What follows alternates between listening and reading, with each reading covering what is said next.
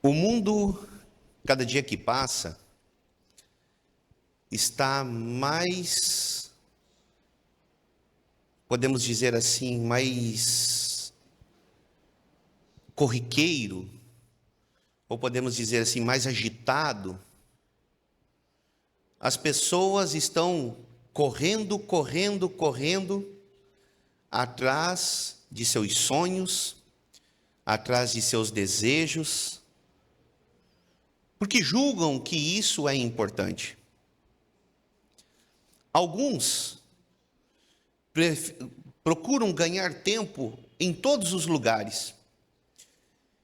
E há um lugar que procurar ganhar tempo é muito perigoso, que é quando se está dirigindo. Eu conheci uma jovem que ela, para poder ganhar tempo, ela geralmente fazia o seu almoço ou o seu lanche no volante, quando estava dirigindo. Até que um certo dia, o semáforo fechou, ela estava tomando um iogurte e ela não percebeu, o carro da frente parou e ela bateu. Espalhou o iogurte por cima do painel, se sujou, machucou o seu rosto. Outra vez, um senhor também estava, um conhecido nosso, estava tomando o seu chimarrão, como era de costume, dirigindo, e ele descuidou, a água quente caiu da cuia, caiu nas suas pernas, ele tentou passar a mão, e o carro se desgovernou, e ele acabou entrando para dentro de um pequeno gramado que tinha. Mas havia um jovem que eu conheci. O sonho dele sempre era ser motorista de caminhão, sempre ser um carreteiro. Seu pai, seus irmãos, todos eram carreteiros. E ele foi trabalhar na oficina de uma empresa, de uma grande empresa, onde que ele disse: para mim ser motorista, antes de ser motorista eu quero ser mecânico. Eu quero aprender o funcionamento de um caminhão. Porque se porventura o caminhão estragar lá no meio da estrada, num lugar deserto, e eu não tenha quem me acudir, eu posso resolver, quem sabe, o problema.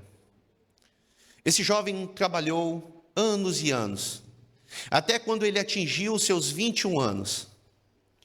Ele fez a sua habilitação para caminhão, saiu muito contente. Neste tempo ele já era casado, já era um homem de família. Ele tinha sua esposa e 2 filhinhos. Mas, como nós já falamos, o mundo, ele está numa correria tão grande. As pessoas buscam buscam fazer com que seus sonhos se tornem realidades. E este jovem, uma certa noite, resolveu entrar noite adentro, dirigindo. Sua esposa e suas filhas estavam dormindo na cama do caminhão. Até que, infelizmente, ele teve um pequeno cochilo. E neste pequeno cochilo, o caminhão saiu da estrada, capotou. E neste acidente ele perdeu sua esposa e suas 2 filhas. A vida deste homem, desse jovem homem, pai de família, nunca mais foi a mesma. Ele não conseguiu se recuperar deste golpe. E isso deixa muito claro, irmãos, que a nossa vida, em um pequeno e breve instante, tudo pode mudar. E com este pensamento eu gostaria de convidar a todos a abrirem as vossas Bíblias em Romanos capítulo 13, versículos 11 em diante. Perdão, irmãos, Romanos capítulo 13, versículos de 11 em diante. Romanos capítulo 13, versículos de 8 em diante diz: ninguém devais coisa alguma, a não ser o amor com que vos ameis uns aos outros. Porque quem ama aos outros cumpriu a lei. Com efeito, não adulterarás, não matarás, não furtarás, não darás falso testemunho, não cobiçarás, e se há algum outro mandamento, tudo nesta palavra se resume: amarás ao teu próximo como a ti mesmo. O amor não faz mal ao próximo, de sorte que o cumprimento da lei é o amor. E isto digo, conhecendo o tempo, que já é hora de despertarmos do sono, porque a nossa salvação está agora mais perto de nós do que quando aceitamos a fé. A noite é passada e o dia é chegado. Rejeitemos, pois, as obras das trevas e vistamo-nos das armas da luz.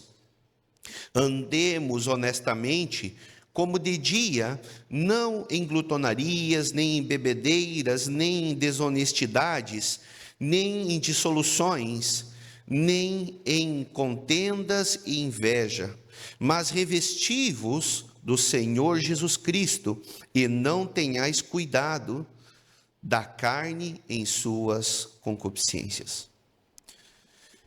Meus queridos irmãos, o apóstolo Paulo, em sua carta aos cristãos que habitavam nas cidades romanas, principalmente na capital, Roma, ele agora enaltece o amor de Deus, o amor ao próximo, como sendo a base do princípio da vida de todo cristão.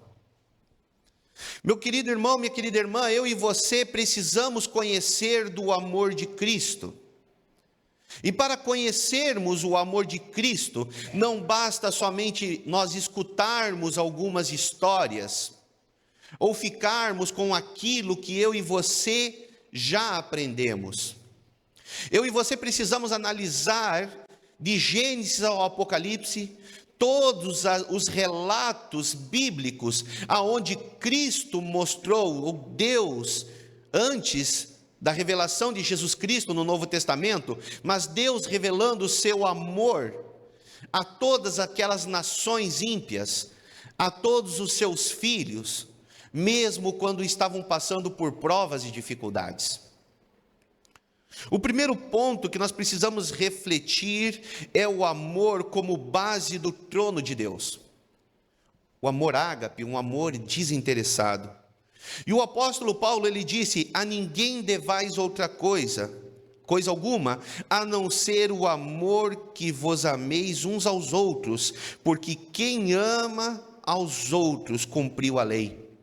E Jesus Cristo, quando ele agora veio a este mundo e começou agora a dar um fiel testemunho para todas as faixas etárias de idade, Cristo deixou muito claro que é possível sim, com o poder do Espírito Santo, com o auxílio da terceira pessoa da divindade, eu e você desenvolvermos um amor que Deus compartilha com o homem, que é o amor desinteressado, o amor ágape.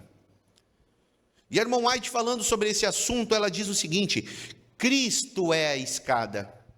A base é colocada firmemente na terra em sua humanidade. O degrau mais alto atinge o trono de Deus em sua divindade. Somos salvos galgando um degrau da escada após o outro, olhando para Cristo, apegando-nos a Cristo, ascendendo passo a passo à altura de Cristo, de modo que Ele se torne para nós sabedoria, justiça, santificação e redenção. Quando eu e você estudamos as Escrituras, eu e você conhecemos muito mais do caráter de um Deus de amor. E não desejaremos somente conhecê-lo, mas desejaremos exemplificar em nossa vida este conhecimento. E desejaremos que os outros também venham a obter este conhecimento maravilhoso deste Deus de amor. fé, virtude, conhecimento e temperança, paciência, piedade, amor fraternal e caridade são os degraus desta escada. Todas essas virtudes devem ser manifestadas no caráter cristão, e fazendo isso, nunca, jamais tropeçareis. Meus queridos irmãos, quando eu e você olhamos para Cristo e nos mantemos fitos os nossos olhos em Cristo,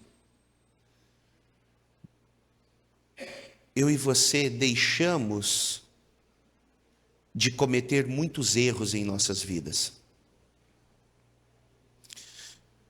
Desta forma, quando nós olhamos para o amor de Cristo, no versículo 9, o apóstolo Paulo, ele diz: amarás ao teu próximo como a ti mesmo. E no versículo 10 ele diz: o amor não faz mal ao próximo, de sorte que o cumprimento da lei é o amor. João capítulo 15, versículo 13 diz: ninguém tem maior amor do que este, de dar a alguém a sua vida pelos seus amigos. Irmãos, às vezes para nós é meio complicado compreendermos estes versos, porque eu e você temos uma tendência, um preconceito de levarmos muitas coisas na literalidade. Não, para mim demonstrar o meu amor, eu só preciso morrer, eu preciso doar o meu rim, doar parte do meu fígado, doar o meu coração, e assim eu estarei provando o meu amor. Mas eu e você às vezes esquecemos, meus irmãos, de algo que o Senhor nos dá e que é de suma importância e que às vezes nós desperdiçamos com coisas banais, que é o tempo. Eu e você recebemos todos os dias das mãos de um Deus de amor 24 horas para nós vivermos, para nós testemunharmos, para nós amarmos e para nós fazermos as outras pessoas a conhecerem do amor de um Deus todo-poderoso. Às vezes, eu não me preocupo em tirar um tempo para conversar com um amigo. Às vezes eu não me preocupo em tirar um tempo para conversar com minha esposa, conversar com os meus filhos, os filhos conversarem com os seus pais.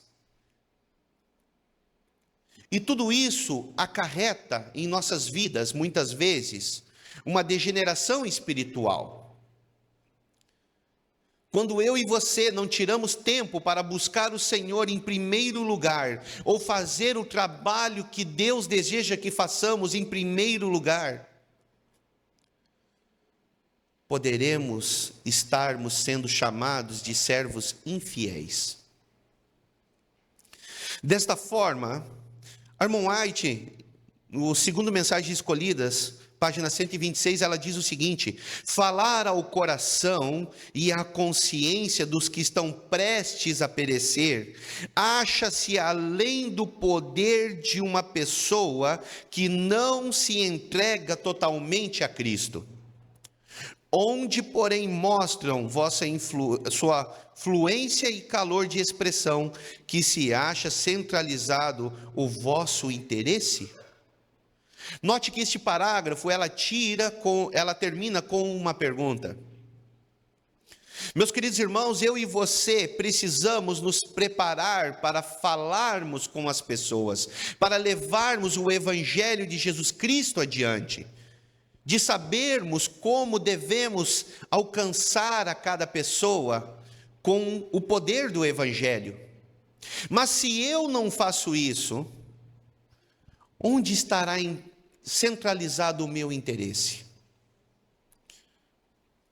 Ela continua dizendo aonde deve estar centralizado o nosso interesse. Ela diz: a evangelização do mundo é a obra que Deus confiou aos que saem em seu nome.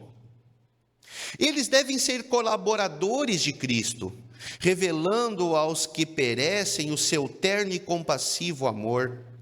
Deus chama a milhares para trabalharem para Ele, não para pregar aos que já conhecem a verdade para este tempo, mas para advertir os que jamais ouviram a última mensagem de misericórdia.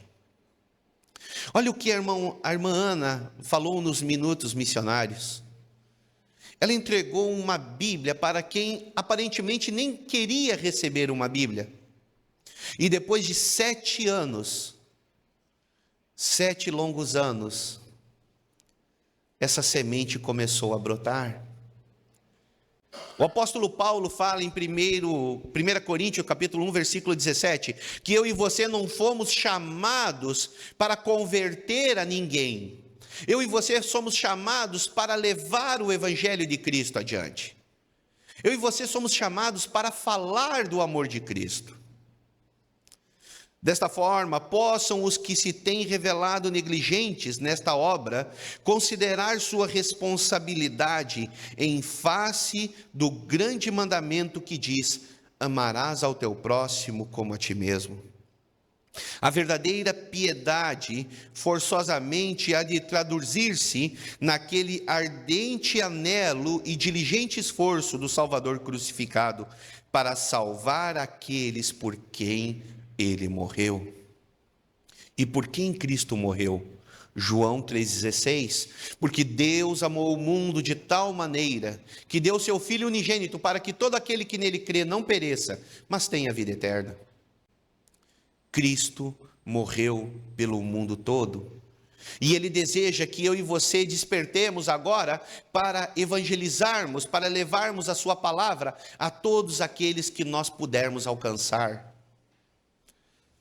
Desta forma, quando nosso coração tiver sido enternecido e submetido pela graça de Cristo, quando arder com o senso da bondade e do amor de Deus, o amor, a simpatia e a benevolência dele se derramarão espontaneamente e eternamente sobre os outros. Sabe o que a irmã White escreveu aqui? De uma forma simples, ela diz assim: você não pode dar a alguém o que você não tem. Meus queridos irmãos, se nós não temos o amor de Cristo dentro de nós, se nós não buscamos o conhecimento de Cristo para termos o tato, a sabedoria, para sermos usados pelo Espírito Santo, como esperemos nós alcançarmos as pessoas que estão se perdendo em trevas? Diante do que nós já estudamos por toda a nossa vida, eu convido os irmãos a fazerem uma análise e a examinar os seus corações. Será que você tem negligenciado buscar o conhecimento de Cristo? Será que você tem gastado o seu tempo, este precioso tempo, buscando coisas das quais não te purificarão, não te capacitarão para um dia você estar com Cristo lá nas mansões celestiais? Precisamos pensar, meus queridos irmãos, profundamente, pois nestes pontos, porque disso depende a nossa salvação. Eu e você precisamos submeter os nossos corações ao Senhor enquanto há tempo. E por isso, no versículo 11,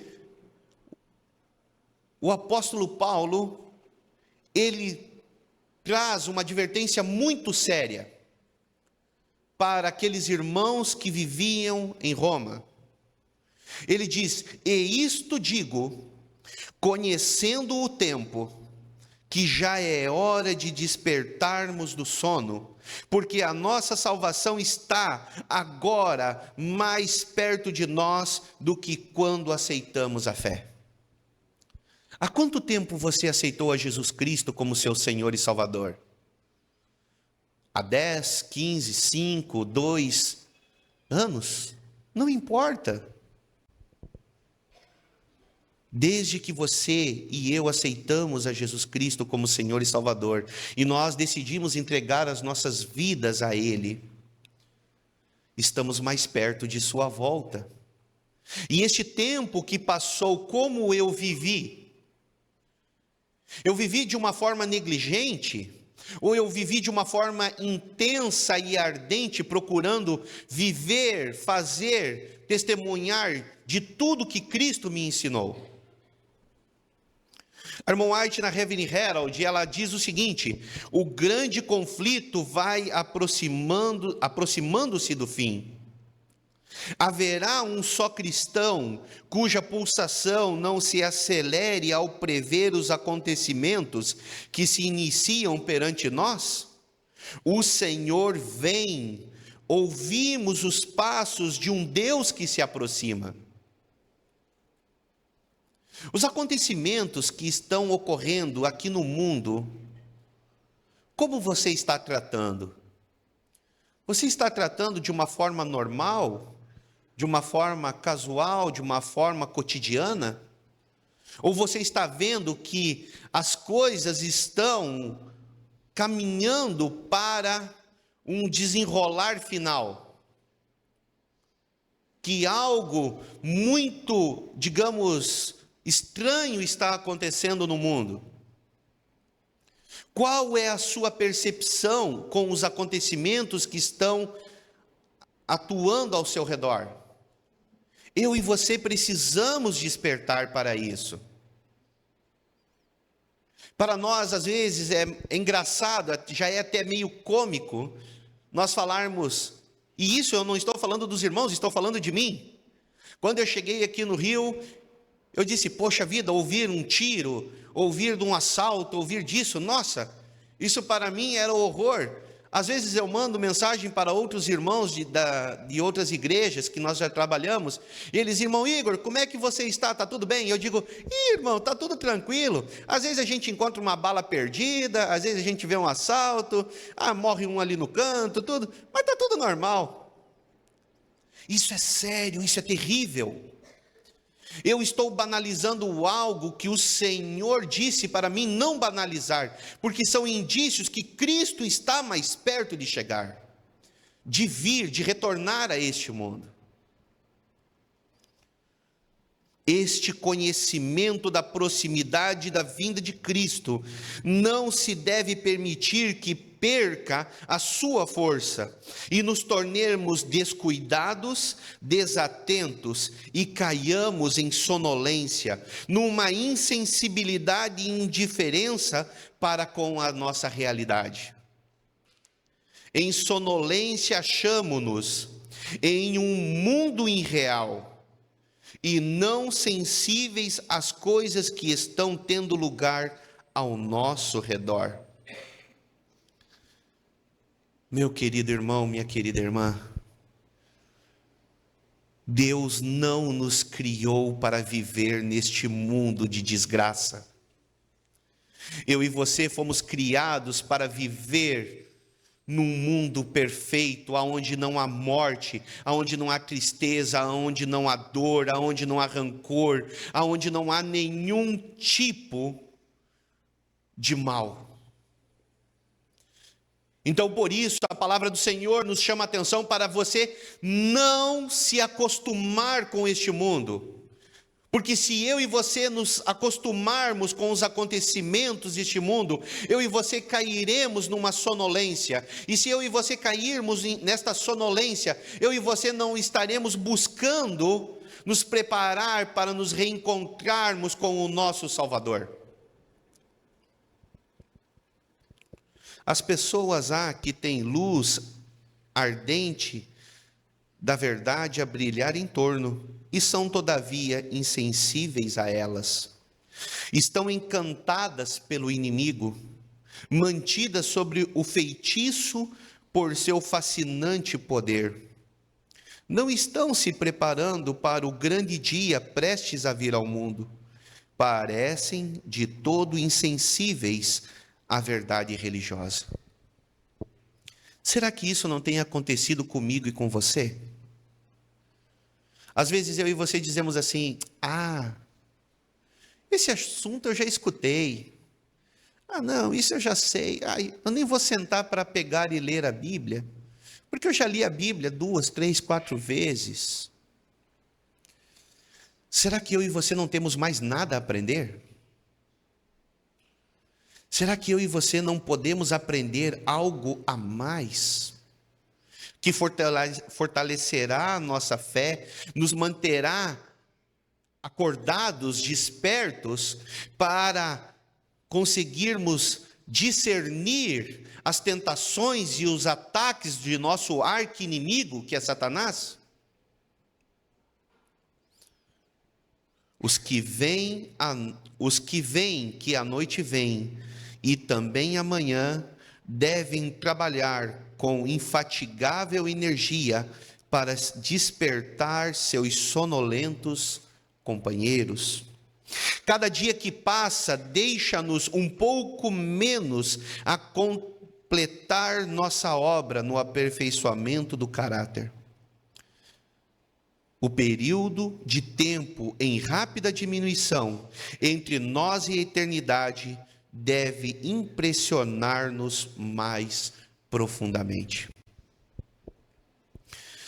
Meus queridos irmãos, a obra de reavivamento e reforma, a obra de despertamento, não deve ser para amanhã, não deve ser somente para hoje, deve ser para agora.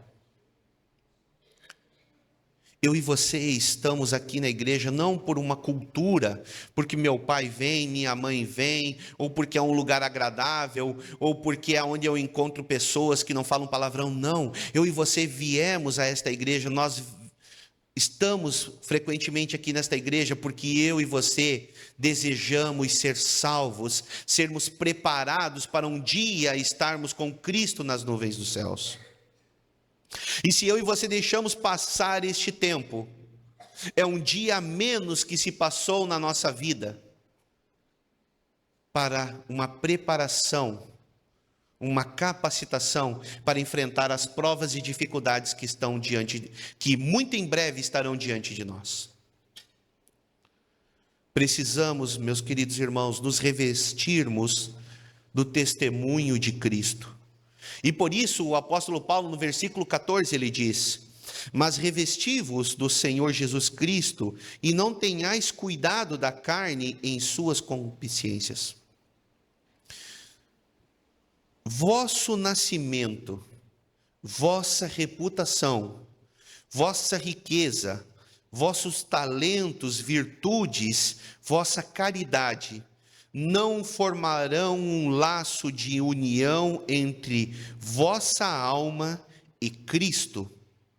Vossa conexão com a igreja não será de qualquer valor, a menos que creais em Cristo. Não basta crer a respeito dele, precisais descansar inteiramente em sua salvadora graça. Meus queridos irmãos, para mim e para você, para nós, vivermos em sociedade, nos conhecermos, termos festas maravilhosas como tivemos agora no sábado passado, é muito bom. Nós nos sentimos acolhidos, nós nos sentimos felizes, nós nos sentimos agradecidos a Deus. Mas isso tudo não garante a nossa salvação. Eu conheci uma irmã, os irmãos conhecem ela, vive em Nova Friburgo, a irmã Anísia.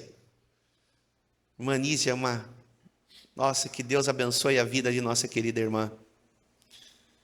A irmã Anísia, ela mora em cima do morro, e a casinha dela é de 2 pisos, ela fica lá em cima, e eu digo: irmã, eu venho buscar, eu virei buscar a senhora aqui para levar a senhora na igreja. Ela disse: irmão querido, é muito gasto, é muito ruim, mas não se preocupe, o meu Deus sempre está aqui comigo. E ela dizia: irmão, eu nunca me senti só, porque Cristo é o meu companheiro. Quando o mal está rondando a minha casa para mexer no meu terreno, eu oro a Cristo, logo tudo se soluciona. Aparece um vizinho, aparece um parente dela, vai ali conversar, liga as luzes e ela diz assim: olha, eu não preciso, eu não temo nada, porque Deus está comigo.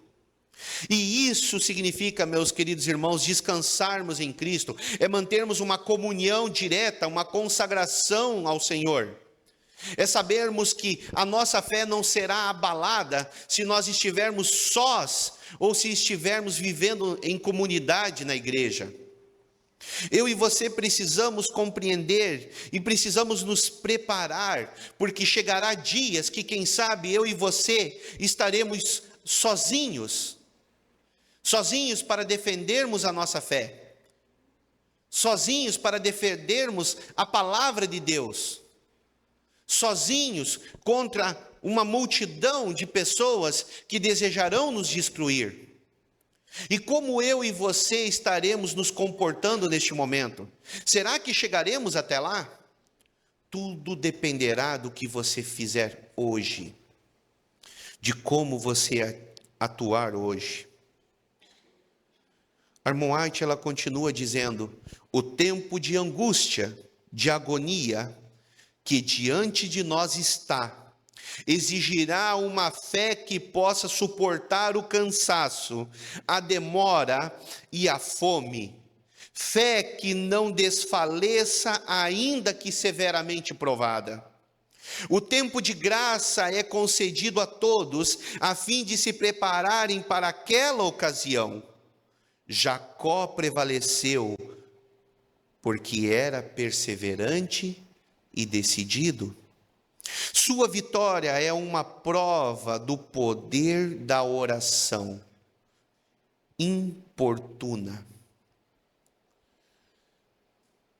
Irmãos,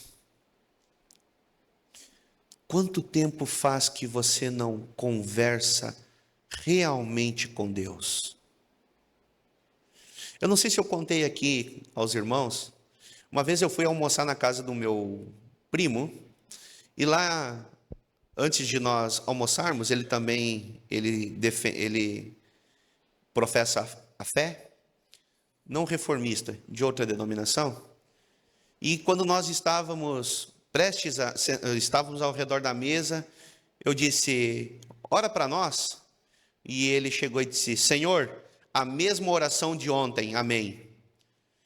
Eu achei aquilo engraçado e eu disse: Senhor, eu disse: rapaz, que tipo de oração é essa? Ele disse: Igor, eu vou dizer uma coisa, eu não vou ser hipócrita em repetir as mesmas palavras que eu fiz ontem no almoço. Então eu cheguei e eu falei isso para Deus e Deus entendeu. Deus conhece o coração dele.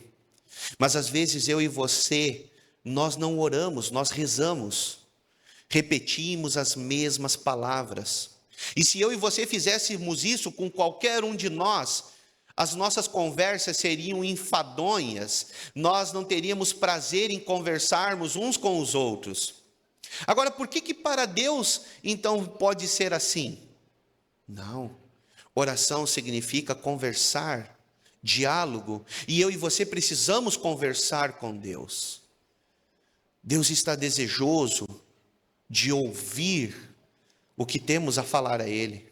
O Espírito Santo está desejoso a ouvir as nossas necessidades para que possa nos ajudar a vencer.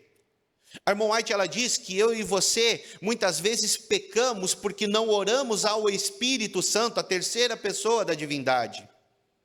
Ele ficou aqui nesta terra para ser o nosso consolador, o nosso ajudador, o nosso braço forte aqui. E é a Ele que precisamos clamar por força, clamar por sabedoria e entendimento. Os que não estão dispostos a negar o eu, a sentir verdadeira agonia perante a face de Deus e orar longa e fervorosamente, rogando-lhe a bênção, não a obterão. Irmãos, eu conheci uma senhora, uma irmã nossa da fé, que ela tinha uma cachorrinha. E essa cachorrinha uma vez deu um monte de filhotes, e eu achei uma graça, porque eu dormia na casa dessa família. E à noite eu começava a escutar o choro de um dos cachorrinhos. E ele chorava, chorava, chorava. Quando eu escutava passos. A casa era de madeira e eu escutava alguns passos. Pam, pam, pam, pam, pam. E ia até o quartinho onde que estava a cachorrinha. E quando eu escutava, a irmã dizia assim: filhotinho, você saiu de perto da sua mãezinha de novo, mas você é teimosinho. Aí ela pegava ele e colocava pertinho dela, e ele encontrava a tetinha e começava a mamar, e o silêncio voltava a reinar naquela casa. Irmãos, tem um velho ditado que diz que quem não chora não mama. Mas a Bíblia, falando sobre isso, ela diz o quê? Pedi e dar-se-vos-á, buscai e acharei, batei e abrir-vos-á. Qual é a sua necessidade? O que você está precisando? Você está precisando de mais fé? Peça a Deus. Você está precisando de vontade de ler as Escrituras? Peça a Deus. Se você está precisando do poder do Espírito Santo para você fazer uma reflexão de sua vida, peça a Deus, porque Ele te dará.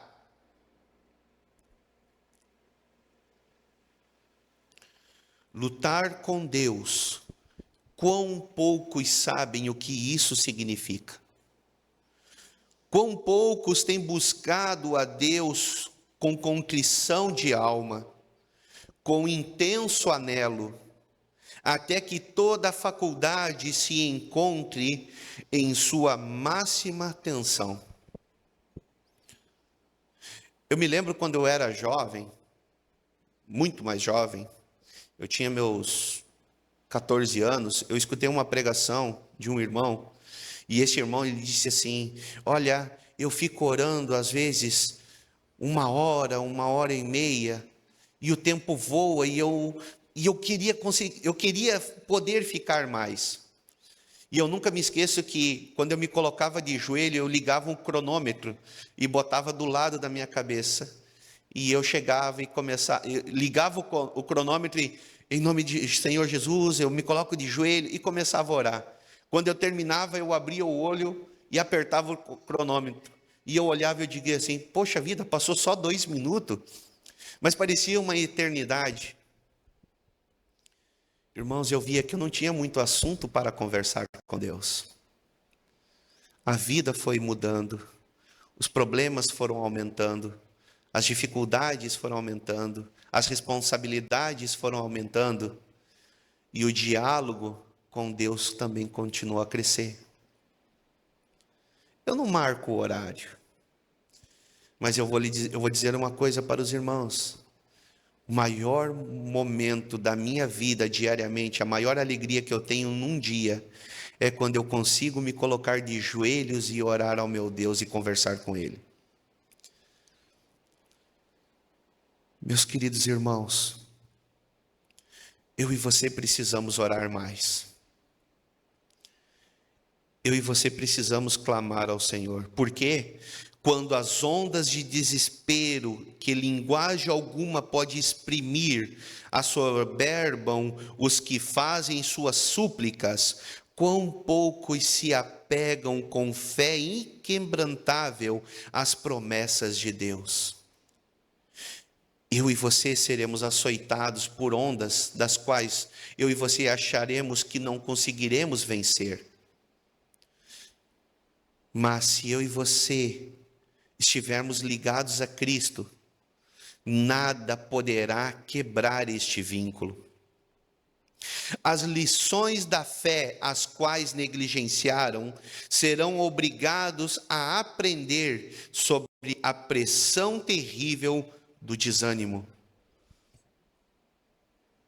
Chegará um momento na vida de todos nós, que se nós vamos negligenciando, eu e você não teremos ânimo para mais nada.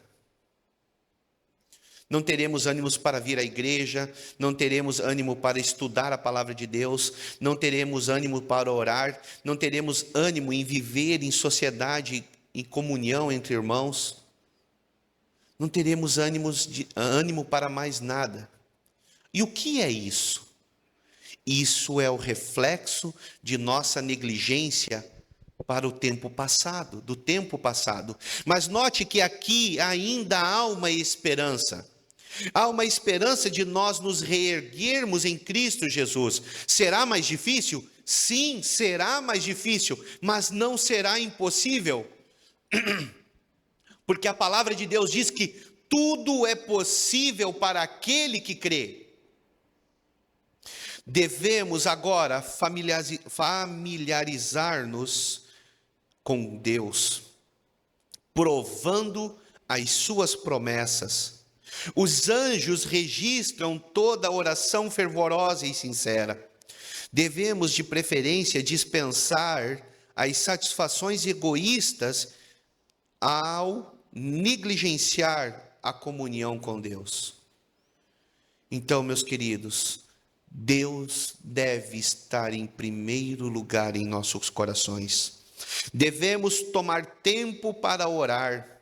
Se consentirmos que a mente se absorva com os interesses mundanos, o Senhor talvez nos dê esse tempo, removendo nossos ídolos, sejam estes o ouro, sejam casas ou terras férteis. Note, meus queridos irmãos, o Senhor nos chama a termos uma comunhão mais íntima com Ele. Mas pode ser que ainda o nosso coração esteja arraigado a algumas coisas deste mundo, e o Senhor está nos dando um tempo para que eu e você que venhamos a quebrar essas correntes que nos ligam a tais pontos. Eu e você temos a oportunidade hoje de rompermos estas correntes, de aceitarmos novamente a Jesus Cristo como Senhor e Salvador de nossas vidas, de refazermos um concerto com o Senhor, de buscarmos fielmente vivermos para Ele e somente para Ele, para fazer a sua vontade, para nos prepararmos para nos encontrar com Ele, e mais do que isso, para vivermos uma vida de eternidade ao seu lado. Meus queridos irmãos, o Senhor deseja hoje que eu e você tomemos essa decisão. E qual será a nossa resposta a Ele? Que o Senhor nos abençoe e o Senhor nos guarde. E que o Senhor nos ajude, pelo poder do Espírito Santo, escolhermos a melhor parte, que é ficar ao seu lado. Amém.